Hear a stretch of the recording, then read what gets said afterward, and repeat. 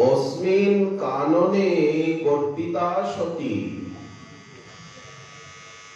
तुमी এই কাননে গর্পিতা হয়ে পুষ্প গুচ্ছ ছলেন পুষ্প গুচ্ছ বিকাশ ছলে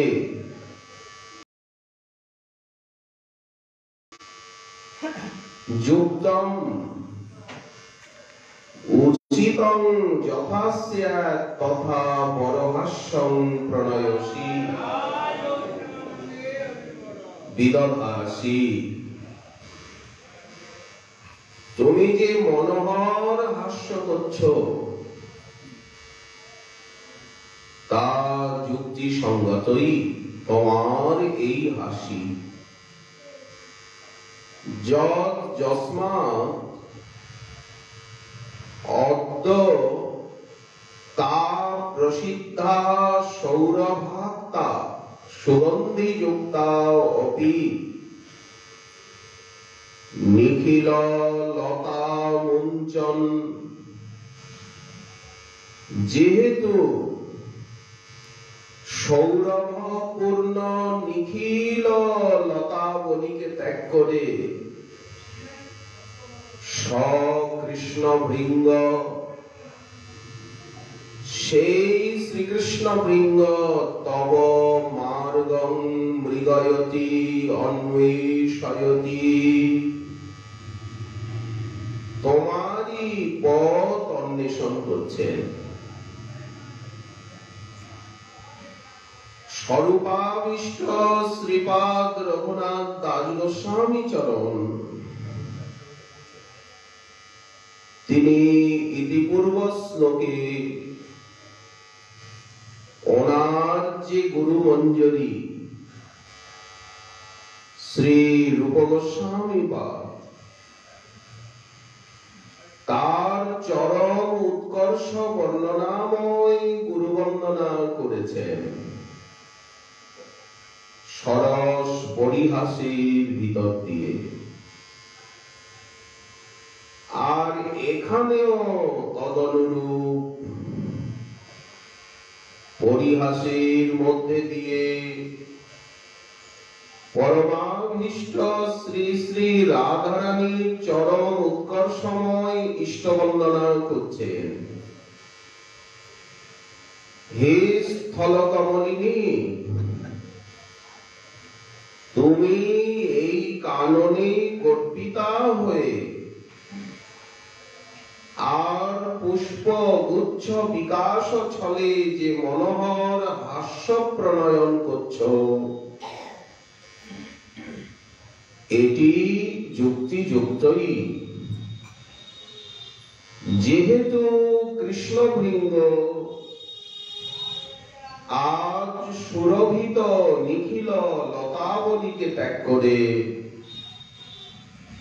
তোমারই পথ অন্বেষণ করছেন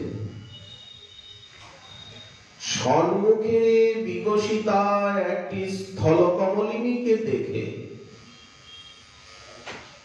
আর তাকে লক্ষ্য করে স্বামিনীকে এইরূপ পরিহাস করছে একটা লীলার ভিতর দিয়ে স্বরূপাবিষ্ট শ্রীপাদ তিনি রূপমঞ্জরীর সঙ্গে শ্রী যুগলের বিলাস মাধুরীর আস্বাদনে লালসায় এই রাধা কুণ্ড তট হতে নিভৃত গোবর্ধনের গিরিকন্দরায় গিয়ে রাধা কুণ্ডের নিকটেই তো গিরিরাজ সানুদেশ রাধা কুণ্ড তটে বসেই রঘুনাথ কাঁদছিলেন সহসা রূপমঞ্জরীর মনে হলো এত মধুর যুগল লীলা মাধুরী তুলসী দেখতে পেল না সে কোথায় রূপমঞ্জরী হৃদয়ে এনে দিয়েছে করুণা তুলসী মঞ্জরীর স্মৃতি। রূপমঞ্জরী আছেন নিত্যলীলার রাজ্যে, আর রঘুনাথ আছেন দৃশ্যমান প্রকাশে রাধাকুণ্ড তটে। এখানে বসে উনি সাধন করছেন, কিন্তু গুরু শিষ্যের সম্বন্ধ নিত্য। গুরুদেব আছেন নিত্যলীলায়, আর শিষ্য রয়েছে প্রকটে ইহ জগতে। কিন্তু গুরুদেবের অন্তরে জেগে উঠছে শিষ্যের স্মৃতি। এই করুণা না থাকলে আমরা কি করে এগোতে পারব? তখন সেই নিভৃত কন্দরার গবাক্ষর রন্ধ্র ছেড়ে রূপমঞ্জরী তিনি তুলসী মঞ্জরীর অন্বেষণে এসেছেন। কোথায় তুলসী? এদিকে তুলসী তো রঘুনাথী, তার নয়নে স্ফূর্তি পেয়েছে রূপমঞ্জরীর রূপ, রাধারানীর রূপেরই মঞ্জরী, এই জন্যই রূপমঞ্জরী। তখন তুলসী মঞ্জরী দেখছেন রূপমঞ্জরীর অধরে দশন ক্ষত। আসলে রাধারানীর অধরের চিহ্নই শ্রীরূপের অধরে প্রতিফলিত হয়েছে। এটি হচ্ছে তার চরম সৌভাগ্য যে কতখানি সেবার ভূমিতে উনি ঈশ্বরের সঙ্গে একাত্ম হয়ে গেছেন। তুলসী মঞ্জরী দেখছেন সামনে রূপমঞ্জরী, এই তো আমি তুলসী। পরিহাসচ্ছলে ওনার সঙ্গে মিলিত হলেন। বাইরের জগতের কিছু না, সবই চিন্তার জগতে, অন্তর জগতে। যুগল বিলাস স্মৃতি সার, বাইরে কিন্তু কিছু নাই। রূপে গুণে ডগমগী, আমি সদা হব অনুরাগী। বসতি করিব সখীর মাঝ, বৃন্দাবনে দুজন, চতুর্দিকে সখীগণ। সময় বুঝিয়া রস সুখে, সময় বুঝে মানে লীলার অনুকূলে, যখন যে লীলা করেন যুগল কিশোর। এখন মধ্যাহ্নকাল, তো মধ্যাহ্ন লীলাই। এখন যদি কেউ নিশান্ত লীলার অনুসন্ধান করতে চান, ওটা ঠিক রসাবহ নাও হতে পারে। বৃন্দাবনে দুজন, চতুর্দিকে সখীগণ। সময় বুঝিয়া রস সুখে, সখীর ইঙ্গিত হবে চামর ঢুলাব কবে। আর তাম্বুল যোগাব চাঁদ মুখে, যুগল চরণ সেবী নিরন্তর এই ভাবি। অনুরাগী রহিব সদাই। রূপমঞ্জরীর সঙ্গে সঙ্গে চলেছেন তুলসী মঞ্জরী। যুগলের বিলাস মাধুরী আস্বাদন লালসা। উপস্থিত হয়েছেন গিরিরাজ গোবর্ধনের তটে। নিভৃত গিরিকন্দরা, প্রমদ মদন লীলা কন্দরে কন্দরে দে। তোমার কন্দরায় মদন লীলা ব্রজনব যুবদ্বন্দ্বে। সেই গিরিকন্দরাতে গবাক্ষরন্ধ্রে নয়ন দিয়ে রূপমঞ্জরীর সঙ্গে রাধা মাধবীর লীলামাধুরী দর্শন করছেন তুলসী।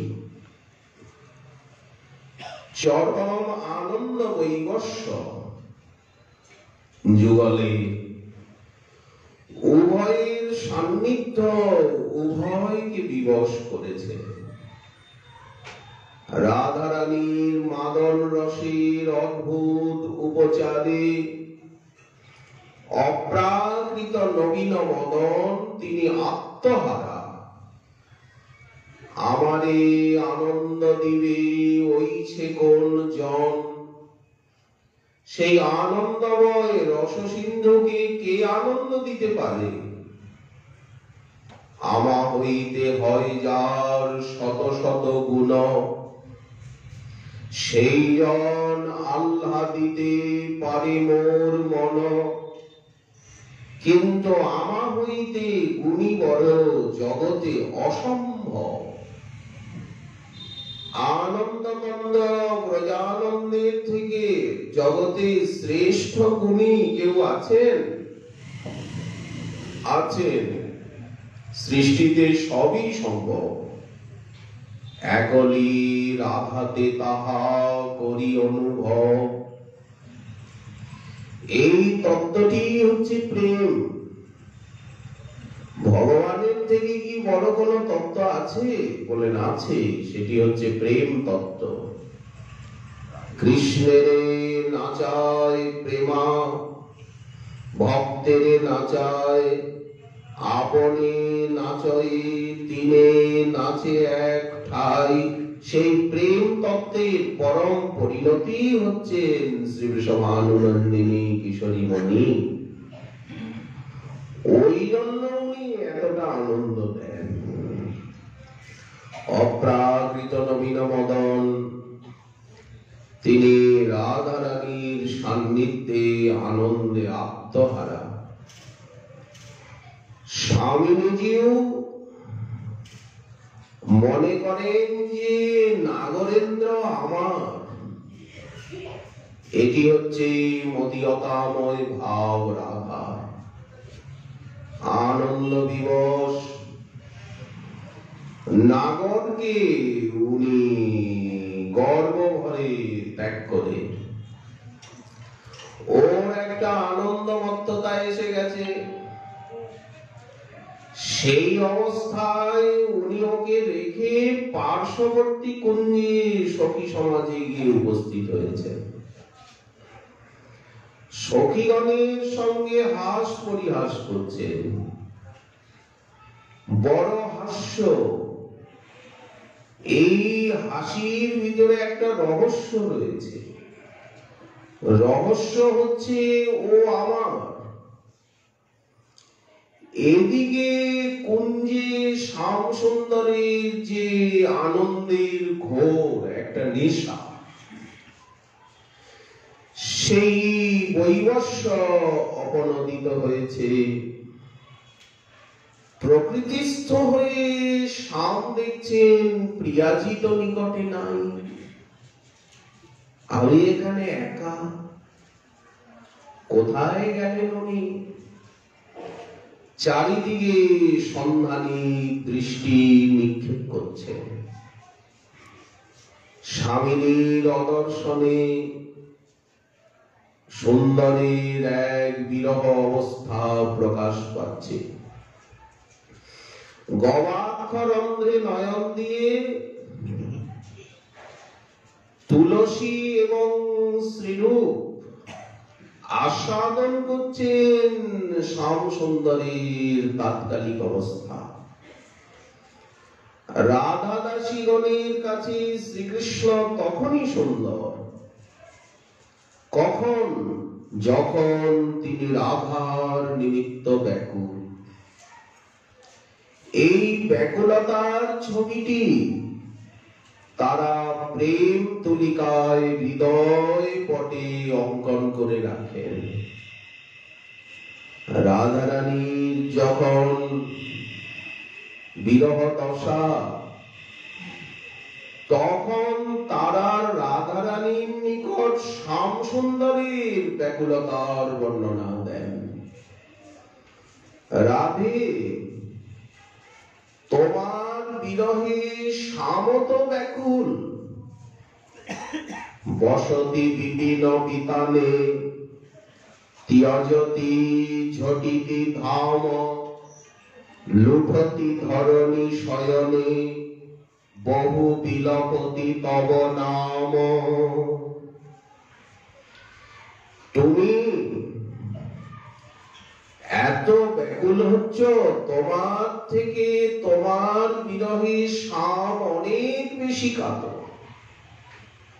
কে বলল তোকে? বলেন, আমি দেখে এসেছি তোমার জন্য উনি ওনার ললিত ধাম ব্রজরাজের মনোহর গৃহ নন্দীশ্বরকে ত্যাগ করে আর বৃন্দাবনের নিকুঞ্জে গমন করেছেন। উনিও তো রাজপুত্র, ভূমি সজ্জায় লুণ্ঠিত, আর হা রাধে, হা প্রাণেশ্বরী, তুমি কোথায়? এই বলে উনি বহুবার বিলাপ করছেন।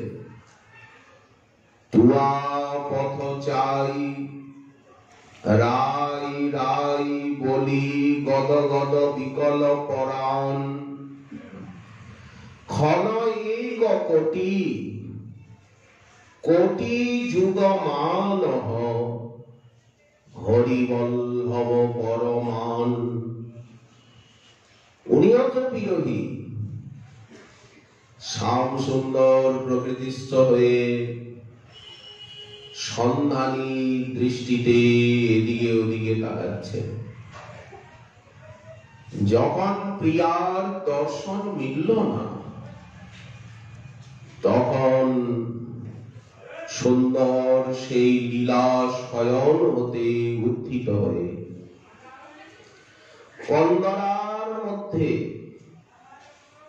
গিরিরাজের কন্দরা এত সুন্দর মনোহর, বিন্ধ্য পর্বতে বিন্ধ্যাচলের জঙ্গলে কত কত কন্দরা রয়েছে, হিমালয়েরও কন্দরা রয়েছে, কিন্তু ওগুলি তো প্রাকৃত। আর গিরিরাজ গোবর্ধনের কন্দরা কত মনজ্ঞ, লীলার অনুকূল। গোপার ভিতরে খুঁজছেন কন্দরার ভিতরে, ওখানে রাধারানী নেই, শেষে বাইরে এলেন। তখন বৃন্দাবনের পবন বৃন্দাবন চন্দ্রের নাসিকায় অধীশ্বরীর অঙ্গগন্ধ বহন করে এনে দিল। যেন পবন বলছে, বাতাস বইছে ফুলের গন্ধ নিয়ে।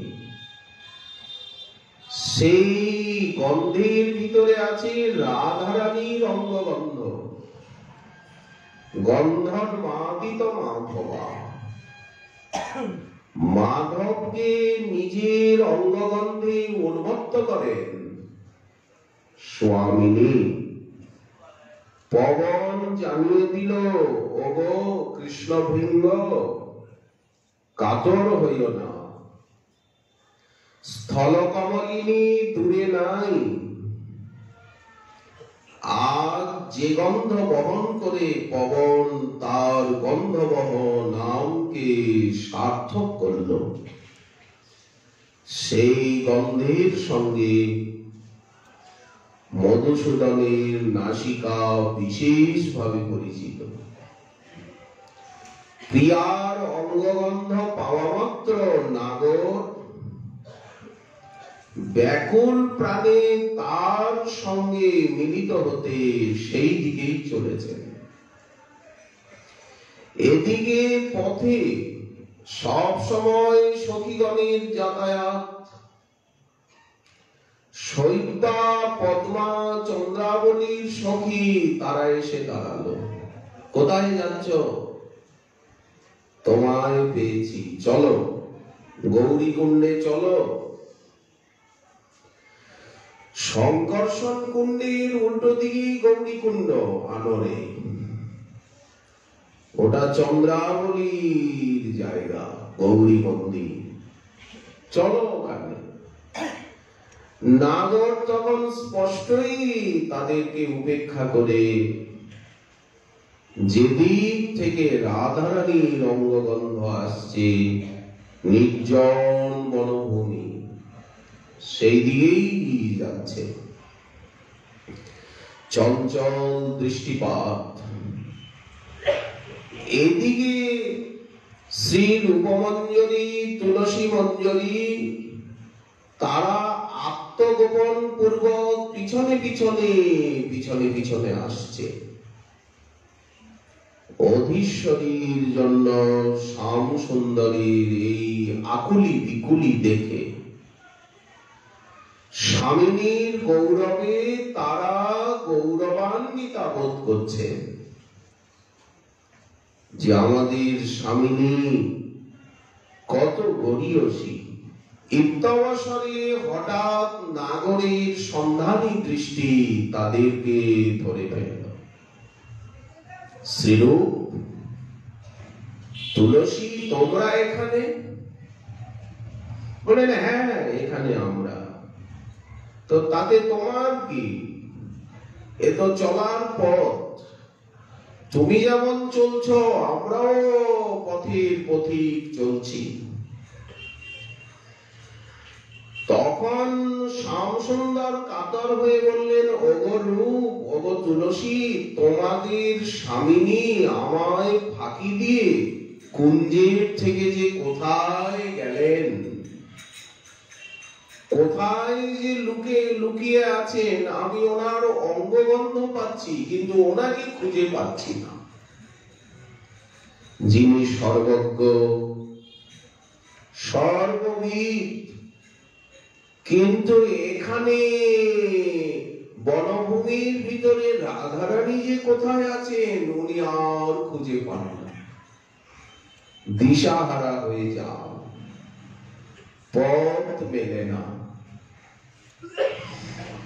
নিশ্চয়ই তোমরা জানো যে আমার প্রিয়া কোথায়, আমায় সত্তর তার নিকট নিয়ে চলো। এইটি হচ্ছে রাধা কিঙ্করীগণের বৈশিষ্ট্য। শ্রুতির অন্বেষণীয় বেদান্ত বেদ্য পরম পুরুষকে রাধা কিঙ্করী করজোড়ে দেখতে পান। যখন রাধারানীর প্রয়োজন হয় তার, উনি তো পারেন না, পান না, তখন করজোড়ে কিঙ্করীগণকে অনুনয় প্রার্থনা করেন। মিনতি মাখানো স্বরে বলেন, তোমাদের স্বামিনীর সঙ্গে একবার আমার সাক্ষাৎকার করিয়ে দাও। তোমরা ছাড়া আর আমার গতি নাই।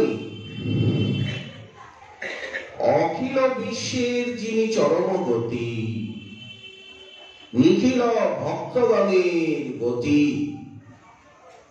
যিনি ধরাপতি, শ্রীপতি, লোকপতি, প্রজাপতি পতি,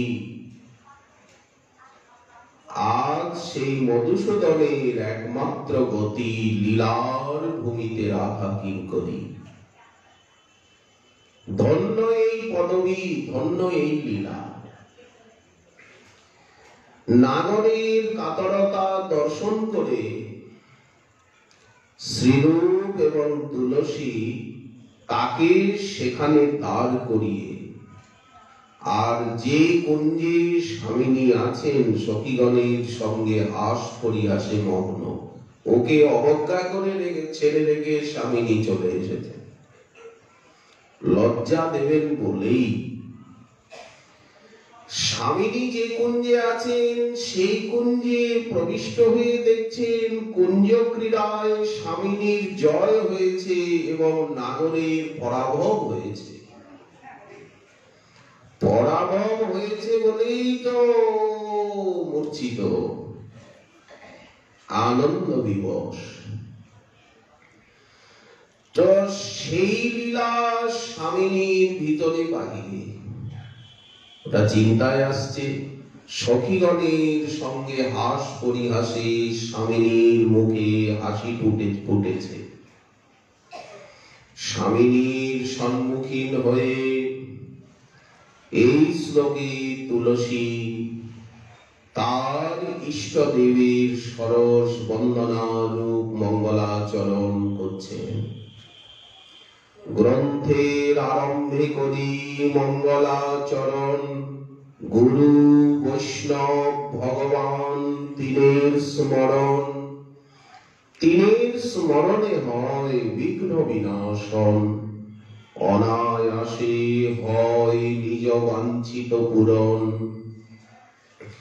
সামনে দেখছেন একটি প্রস্ফুটিত স্থলকমলিনী, নিকুঞ্জ তো লতাপাতার ঘর, সামনে একটা বিশাল সুন্দর স্থলকমলিনী বিকশিত, তার উপরে ভ্রমর গুঞ্জার করছে। সেই স্থলকমলিনীর দিকে তাকিয়ে দ্ব্যর্থবোধক ভাষায় স্বামিনীকে পরিহাসের সুরে বন্দনা করছেন। ইষ্ট দেবীর সঙ্গে পরিহাস করছেন। বললেন মধুর রসের ভূমি, এখানে সব কিছু পরিহাস। হে স্থলকমলিনী, সোজাসুজি রাধারানীকে বলছেন না, প্রস্ফুটিত স্থলপদ্মের দিকে তাকিয়ে বলছে, হে স্থলকমলিনী, তুমি যে এই কাননে গর্বিতা হয়ে পুষ্পগুচ্ছের বিকাশচ্ছলে যে মনোহর হাস্য প্রণয়ন করছো, এ যুক্তিযুক্তই। যেহেতু কৃষ্ণ ভৃঙ্গ আজ সুরভিত নিখিল লতাবলীকে ত্যাগ করে আর তোমারই পথ অন্বেষণ করছে। আচ্ছা, যেখানে সবই হাস পরিহাসময়, কারণ শৃঙ্গার রসের রাজ্য তো, ইষ্টদেব ইষ্টদেবীকে কি পরিহাস করা যায়? সাধন জগতে যায় না, ওটা সিদ্ধির রাজ্য, বিশেষত শৃঙ্গার রসের ভূমি, যেখানে কথা গানম, স্বাভাবিক কথাই গান, নাট্যং গমনম, যেখানে স্বাভাবিক ভাবে চলাই হচ্ছে নৃত্য। কথা গানং নাট্যং গমনমপি বংশী প্রিয় সখী চিদানন্দ জ্যোতি পরমমপি তদা সাধ্যমপি চ। স্বাভাবিক কথা গানের মতো এত মধুর, স্বাভাবিক গমন নৃত্য অপেক্ষাও সুন্দর, সেইখানে শৃঙ্গার রসসিন্ধুতে নিত্য সন্তরণশীল যে যুগল কিশোর, তাদের সঙ্গে অভিন্ন প্রাণা সখী মঞ্জরি, এরা স্বাভাবিকভাবে যে কথা বলেন, যে চেষ্টা প্রকাশ করেন, সেটা যে শৃঙ্গার রসের সার এবং হাস পরিহাসময় হবে তাতে আর সন্দেহ কি। এখানে তো ঐশ্বর্য জ্ঞান নেই, এদের কেন ব্রজধামের একটা পশু পাখিরও ঈশ্বর জ্ঞান নেই, কারণ এখানে কেবলাবৃতির রাজ্য। বৃক্ষ লতা পশু পক্ষী গাই বাছুর কেউই কি কৃষ্ণকে ঈশ্বর বলে মনে করেন কি? কেউই নয়। এই যে হাস পরিহাসের বর্ণনা, এর দ্বারা এর এই ভাব মাধুর্যের শ্রবণ কীর্তনে সাধকের চিত্ত ক্রমশ সেই মাধুর্যময় ভাবে বিভাবিত হবে।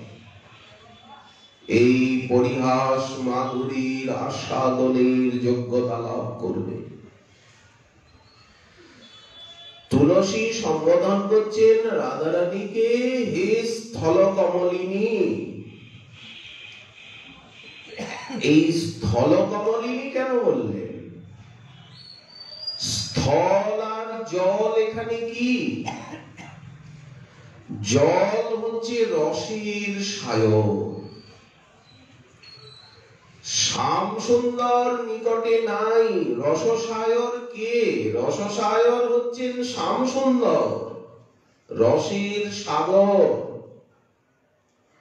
তুমি তো ওনাকে ছেড়ে চলে এসেছো ওই কুঞ্জে দূরে, তো তুমি তো এখন রসসায়রে নাই, তুমি এখন স্থলে আছো। সায়রে যখন কমল থাকে তখন কমলকে কমলই বলে, স্থল কমল হয় না। এখন তুমি স্থলে আছো, অর্থাৎ শ্যাম সুন্দরের থেকে দূরে আছো, এই জন্য স্থল কমলিনী সম্বোধন। রসের কিঙ্করী তুলসী, এই সম্বোধনের ভিতরে স্বামীর অন্তরে শ্রী কৃষ্ণ লীলা মাধুরীর লালসা জাগিয়ে তুলছে, আর নিজেরাও যুগল মাধুরী দর্শনে যে লালায়িত সেটি ব্যক্ত করছে। গর্বিতা কাননেস্মিন, এই বৃন্দাবনের বনে তুমি শ্যাম সুন্দরের প্রেম সোহাগ সৌভাগ্যেই গর্বিতা। রাধারানীকে বলছেন তুমি এই কারণে গর্বিতা। রাধারানীর এত গর্ব কিসের? এত অহংকারে উনি আত্মহারা কেন? বললেন শ্যাম সুন্দরের সোহাগ সৌভাগ্যে। কারণ রাধারানীতে অনন্য সাধারণ মাদনাক্ষ মহাভাব বিরাজিত, এই জন্যই তো উনি গর্বিতা। গর্বটা কি খামাখা? নিশ্চয়ই কোনো কারণ আছে। অপি নিখিল লতাস্তার সৌরভাক্তা সমঞ্চন মৃগয়তি তব মার্গং কৃষ্ণ ভৃঙ্গ জগদ্য। শ্রীকৃষ্ণ পথে অন্যান্য সখীগণকে প্রত্যক্ষত ত্যাগ করেছেন। অন্যান্য যুথেশ্বরী যারা, তারাও মহাভাব পরিমলে সুবাসিতা। এখানে মহাভাব প্রতি প্রজাঙ্গনাতেই রয়েছে, কিন্তু শ্রীমতীর যে মাদনাক্ষ মহাভাব এটি অনন্য সাধারণ। এই পরিমলের লোভে কৃষ্ণ ভৃঙ্গ সর্বাধিক বশীভূত হন। এই তথ্য প্রকাশ করছেন যে কৃষ্ণ ভৃঙ্গ আজ সুরভিত সমস্ত লতাকে ত্যাগ করে তোমার পথেরই অন্বেষণ করছেন। মৃগয়তি তব মার্গং কৃষ্ণ ভৃঙ্গ যদদ্য। এই হে স্থল কমলিনী, এই কুঞ্জবনে গর্বিতা হইয়া তুমি করিয়া ভ্রমণে অট্টহাস্য সুধারাশি করিলে প্রকাশ। মনে হয় পুষ্পগুচ্ছ হইল বিকাশ। তোমার বিলাস যত সব যুক্তিযুক্ত, সর্বভাবে কৃষ্ণ ভৃঙ্গ তোমা অনুরক্ত।